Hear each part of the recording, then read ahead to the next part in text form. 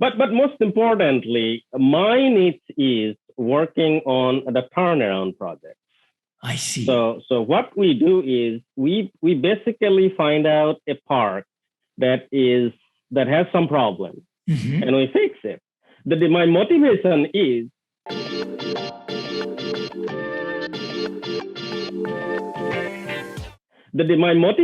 is while we are doing this turnaround, how all parties involved are benefited.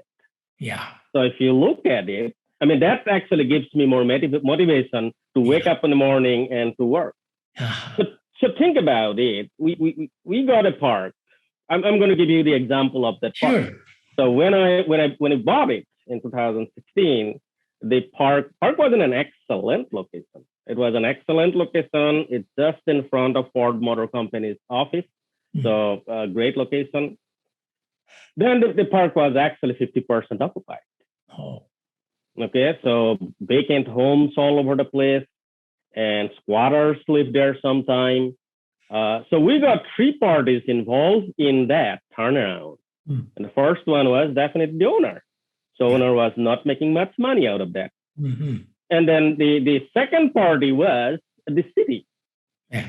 The city was definitely not happy because they're not, they don't want to see those ugly things in their city. Yeah. And then most importantly, our residents, they were not happy too because they were not living in a good property. Okay. So then the turnaround process started. So we did renovating all these trailers, and then we sold them to the tenants. Now the park is 90% occupied. Everyone is happy now. I'm happy as the owner because I make money. Okay, and investors are happy because they're making money. And then city is happy because they have a really nice, beautiful park in their city. And then most importantly, our residents are happy because they are living in a good property. Yes. So this is what keeps me motivating, that, we did something good for all parties involved there. Yes. So that keeps me motivating every morning. I love it. Love it. Love it. Oh, thank you. Thank you. So true. So true. So let me ask you a question then. Have you sold any parks yet, or? No. You just kept them. We always kept them. Yeah. We just refinanced them. Yeah. So after turning around, we refinanced them. Yeah. Smart, very smart. Then you have the, I call it dead money or stationary money. You take it out, invest into a new deal. Now that's making more money. And then from there you could pull out. So then 1031, if there is one, that will be at the end. And, a lot of people change from profits to deferred taxes, go from one asset to next. In your case, you'll be able to take it from here. And then 30, 40 years later, you will, and then that gain, would you have to pay long-term gain on that, or would it go to zero? I've heard that when I die, right, then that 1031 goes to zero because the cost basis go higher for my heirs, right? Yeah. How it works is, you're right, exactly, it's right. So when I die, so at that time, these properties are going to be valued again. Yeah. So if it is giving you an example, say I bought it at 100,000. So at that time, it was valued at 1 million. Yeah. So property gain actually was 900,000. Yep. But they will make it zero at this time. Yeah. So then any gain from 1 million above is going to be taxed as capital gain. Yes. So that is going to happen when I die. Wow. So, Okay. So let me also take you to another place then. I know in the apartments, because they're rental and we are able to do cost segregation, studies, and we take depreciation. Is it same with your case also? Yeah. No, apartment depreciation is 27.5 years. Yeah. Right. Yeah. Our case, it is 15 years. 15. 15 years. 15. Yeah. Oh, okay. So we got better benefit out of it. Oh, wow. Okay. Yeah. So we got better benefit. So our depreciation is going to be faster than apartment complexes. I see. So in 15 years, the IRS codes, kind of stipulate that the value will go to zero.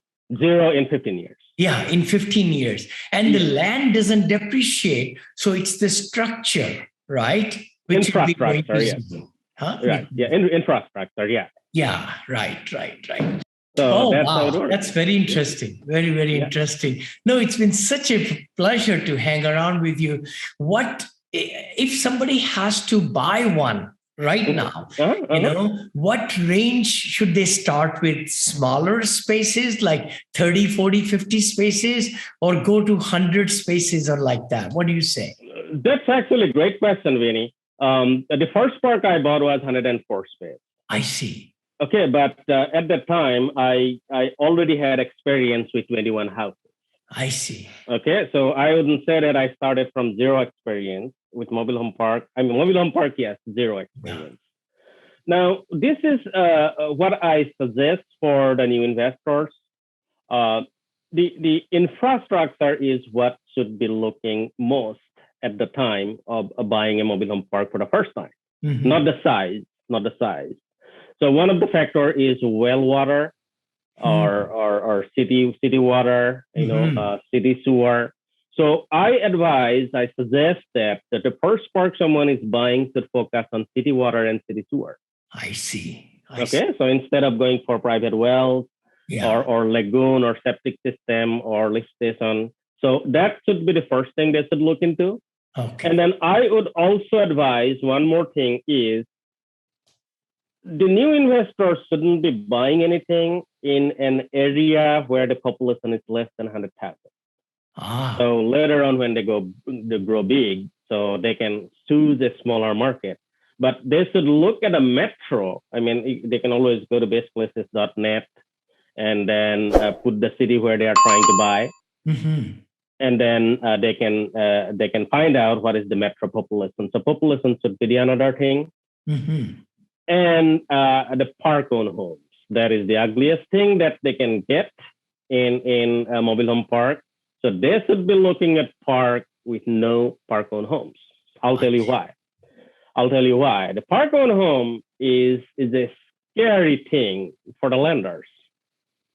Okay, so they do not want to. Most of them will tell you right in front that we are not going to finance you if there is any park-owned homes. Okay. So, but we got some good news. However, the first time someone is buying, then they shouldn't be taking that risk. And then the moment you have the park-owned homes.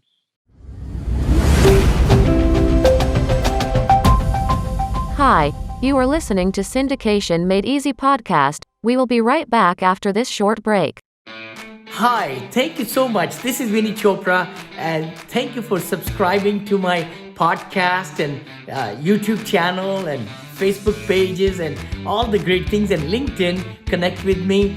I come live to you every Friday at 9:30 Pacific with Vinney and Bo show. Please also look at that. And also the podcast, which is my Apartment Syndication Made Easy. The book I wrote a couple of years back became international top seller on Amazon International now. And then we like to bring great guests for you every week or twice a week sometime to give you a lot of great knowledge. So please subscribe. You give us 5-star reviews on the iTunes. The better the guests we can bring, and our ranking will go higher also. Thanks again for following us and really getting the most out of it. Please comment, like, share, because we would love to bring better and better material for you. And the moment you have the park-owned homes, the residents are actually tenants. Yes. You have to do the maintenance the regular way that they are tenants. Yeah. So you don't want to do that. And then what we did was, not at the beginning, so later on, we did buy some parks that has park-owned homes. But we got some lenders, and those are new lenders. They were not there before. So they finance only the home, not the park. So if there is a park-owned home, we immediately tell the tenant that you got to buy it. And there are some good reasons why you should be buying it. Your monthly payment is going to go down. Yeah. And then after a couple of years, when the house is paid off, you are just going to pay the lot rent. Yeah. So they love it. They love it. So they will go and contact this lender, and the lender is going to finance them, and you get the money in upfront. So that could be done. However, if someone is doing it for the first time, then try not to buy a park with private utilities, with a lot of park-owned homes, and in remote areas. So those are the three things. But how much money you have, depending on that, they can buy big parks, they can buy small parks. And again, as you always say, that doing a big transaction and doing a small transaction, difference is number of zeros at the end. To the right side. That I always learn from you, Vinney. No, thank you. Thank you. No, other thing which really comes to my mind is, where do a new investor find these parks? Are there brokers who specialize in this segment? Or are there some websites where and are these mom and pops? A lot of them are owned by mom and pops. Yeah. Still 75% of them are owned by mom and pop. Oh my gosh. Wow. Yeah, 75%. And they own it for last 40, 50, 60 years, believe it or not. All my parks, the previous owner is there for at least 40 years. Wow. You just opened up something else. I'm getting into storage units now, big times. So that's a beautiful thing. Multifamily, into hotels. We just bought a Hilton Garden Inn, and we are buying Marriott. Then I'm into assisted senior living development and building also. And the fourth one, which I'm very, very excited about, is the storage units, which is 75% are mom and pop. That's true. And also on top of that, if you buy self-storage, I believe you have to come up with only 10% down payment. Yeah, that is true. Yeah. That is true. Yep. I had a speaker with me just a couple of, maybe 4 or 5 weeks back, and on Vinney and Bo's show. And he explained everything, how you need only 10% down to get this storage. I love it. Yeah. That is really great. Yeah, that's really great. And actually, I heard someone saying that I do not understand why someone is paying $100 per month after month after month to store a $400. So that's a $1 million question. It really is. It's amazing in USA, right? In America, we love abundance. We love to buy things, and myself included. But then we also move around a lot. And, when divorces happen and all that stuff. When we downsize, we don't want to throw away the things, and they put them in the storage. So it's amazing. When I was doing this research in the last 6 months, I started, and one of my students, actually, he's bought 4 last year. Very good person right here in the Silicon Valley. And he left his job now. He's into storage units. He's into other stuff, commercial buildings. He joined the academy. Very nice person. The key thing was, he says, Vinney, guess what? These are storage units which are run very, very loosely and with paper and pencil on a piece of paper. But if you automate it, that's the key. When you put cameras and the whole system is fully automated, then the prices, the expenses go down, and they start making money. He was able to increase NOI, double it. Oh, wow. For all fantastic. 4 in 1 year. What? Fantastic. Double the NOI. I'm so proud of him. And he shared with me everything right up front, He says, this is what, and I invested with him too, by the way. I said, okay, let me get him. And he says, Vinney, you're not going to believe what you bought with me, in this place. Its NOI is double, means the value has doubled in 1 year. Oh my gosh. Fantastic. Yeah. And you can use the kiosk now. Yes. You can use the kiosk. Yeah. So really, you don't need someone there for 24 hours. Yeah. We got the same thing here. We got the mom and pop, and some of the owners, they live in the park. and they live in the park for a long time. The residents are their friends. Oh, really? Yeah, Wow. and they do not increase the lot rent. Yeah. Yeah, we had one park where lot rent was 240, and we increased it to 475 right away. Yeah.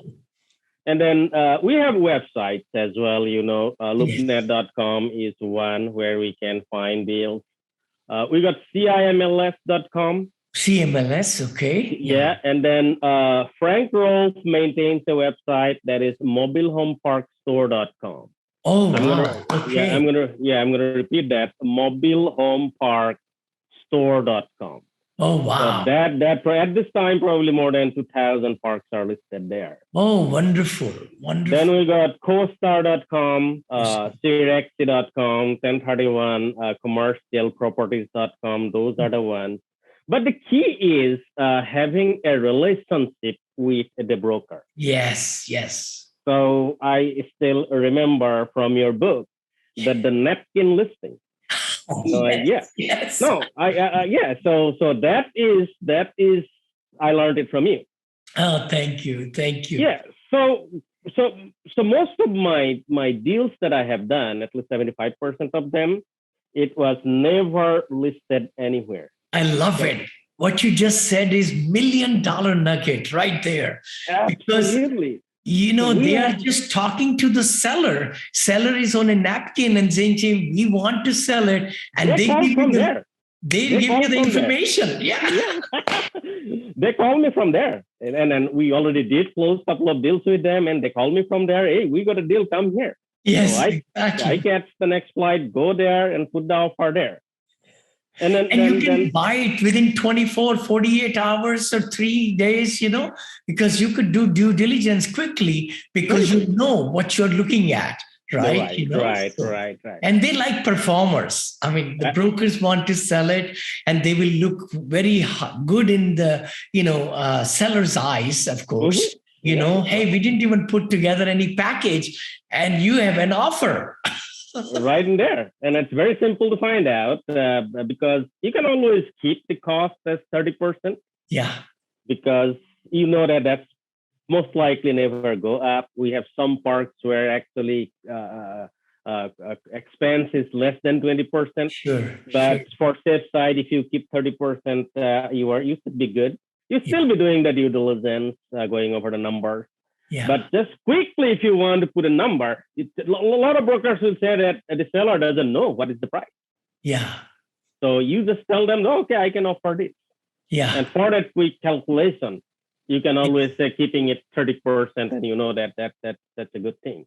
But one of the things that if someone is doing first time, I would strongly suggest that they should be doing the environmental. The phase one. Phase one is very important. Yeah. Very important. Do not buy anything if it has a problem with the phase one. So true. I would never, ever do the phase two. The moment they say that we recommend you to do phase two, I said, forget about it. I'm not going to buy it. Yeah. There's something wrong in the phase one with some leakage of the gasolines or things, chemicals, that shows up in phase one. Then you have to do phase two. Phase two. Yeah. Right. So that is one thing that we should always be looking into it. Rest of the title company is going to do it. They will be finding it if there is any problem with the title. But yeah, you're right. You can actually close it very quickly. Sure. Close it very, very quickly. Yes. Yes. No, it's been such a pleasure, really pleasure, Prabin, to have you, on my podcast. And any last comments, tell me more how you give back to the community, what you do for, extracurricular things. I always like to ask that question. But at the same time, there are actually I think one last thing that I want to say is that, the mobile home parks, those were built in prime locations. Yeah. Those are actually old. Yeah. Okay. Yeah. So those are old. They have older homes. Lot size is really small. Mm-hmm. And then another problem is that the hard code is if you pull the trailer out, then they are not going to let you put a new one in. I see. So this is creating a lot of problem for us. I see. And we always have to fight with city because they do not want us. They want big, beautiful apartment complexes that you have. So that's why this is an ongoing struggle to work with the city. So I also strongly suggest new people to go to that city. Just find what they think about that park before you buy it, because after you buy it, they will give you a lot of trouble. I see. Now, the remote parks are beautiful. So they got large lot size, roads are big. You can actually pull out old trailers, put new trailers in. But the problem is that real estate is all about location. Yeah, totally. So location. Yeah. However, we got some good news at this time after COVID. A lot of people are working from home. So even if you work in, say, Austin, Texas, you really don't have to live in Austin, Texas. Right. So you can still drive a little far and you can still do it. So I suggest that consider buying outside a city limit if you really want to have a good park. Excellent. Excellent. Yeah.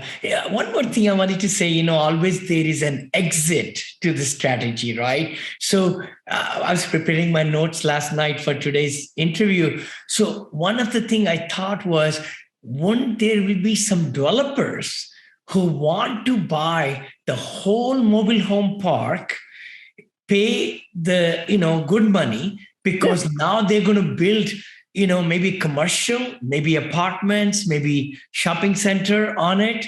So wouldn't the price go way high for the land? That's actually a possibility, and a lot of people do that. Yeah. And eventually, who knows, probably I'll do that for my park. Yes. I mean, it's a really nice location. Yes. So I probably will change it to some other class of assets. And then there are a lot of examples are there where a big builder will buy the park at a very high price, and they will build a big apartment complex there, shopping mall there, if the location is good. Yeah, you're right.